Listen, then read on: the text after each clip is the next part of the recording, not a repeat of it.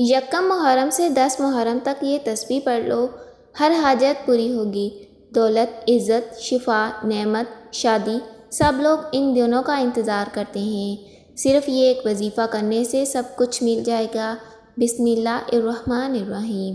ناظرین، یکم محرم الحرام سے 10 محرم تک جو بندہ اس عمل کو کر لیتا ہے، اگر اس بندے کی 70,000 حاجتیں بھی ہوں گی تو وہ 70,000 مرتبہ الگ الگ اللہ کی بارگاہ میں دعا کرے گا، تو ہر بار جب وہ دعا کرے گا اللہ تبارک و تعالیٰ اس کی دعا کو قبول فرما لے گا۔ تو پھر آپ اندازہ کر سکتے ہیں کہ اس عمل کی کتنی طاقت ہوگی، اس عمل کی کتنی تاثیر ہوگی کہ اگر ایک بندہ ایک ہی وقت میں 70,000 مرتبہ اللہ کی بارگاہ میں ہاتھ اٹھائے اور ہر بار کچھ الگ مانگے تو اللہ تبارک تعالیٰ اس کو عطا فرمائے گا۔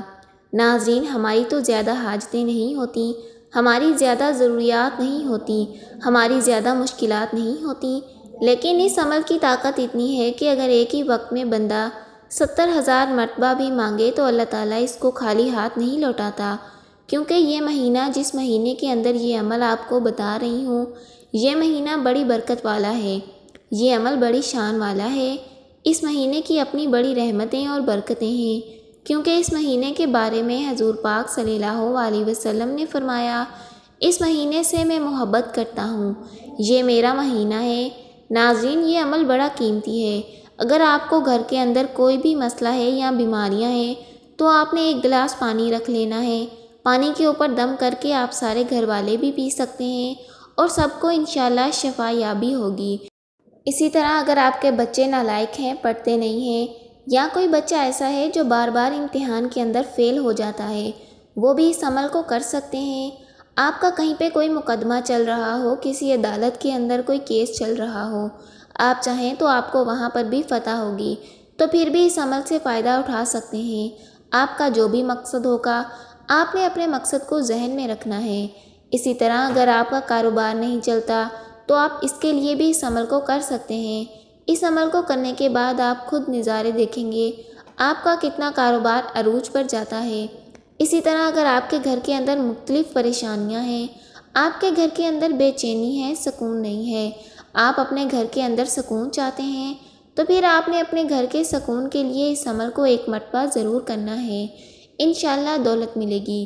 وقت کی نزاکت کو مد نظر رکھتے ہوئے آئیے وظیفے کی جانب چلتے ہیں، لیکن اس سے پہلے اگر آپ ہمارے چینل پہ نئے ہیں تو چینل کو سبسکرائب کر لیں اور ویڈیو کو لائک ضرور کیجیے گا۔ سب سے پہلے آپ لوگوں نے باوضو مصلی پر بیٹھ کر حضور پاک صلی اللہ علیہ وسلم کی ذات مبارکہ پر درود پاک پڑھنا ہے۔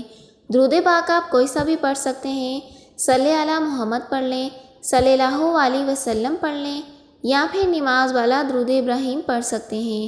اپنے مقصد کی نیت کرتے ہوئے ایک مرتبہ بسم اللہ الرحمن الرحیم پڑھ کر آپ نے وظیفے کا آغاز کرنا ہے، اور سب سے پہلے نمبر پر جو وظیفہ آپ نے پڑھنا ہے وہ اللہ اکبر کا وظیفہ ہے۔ اللہ اکبر کا مطلب ہے اللہ سب سے بڑا ہے، اس نے اس کائنات کو تخلیق کیا، اسی نے سب جانداروں کو بھیجا، وہی رزق دیتا ہے۔ آپ نے اللہ اکبر کا ذکر کر کے اللہ سے مانگنا ہے۔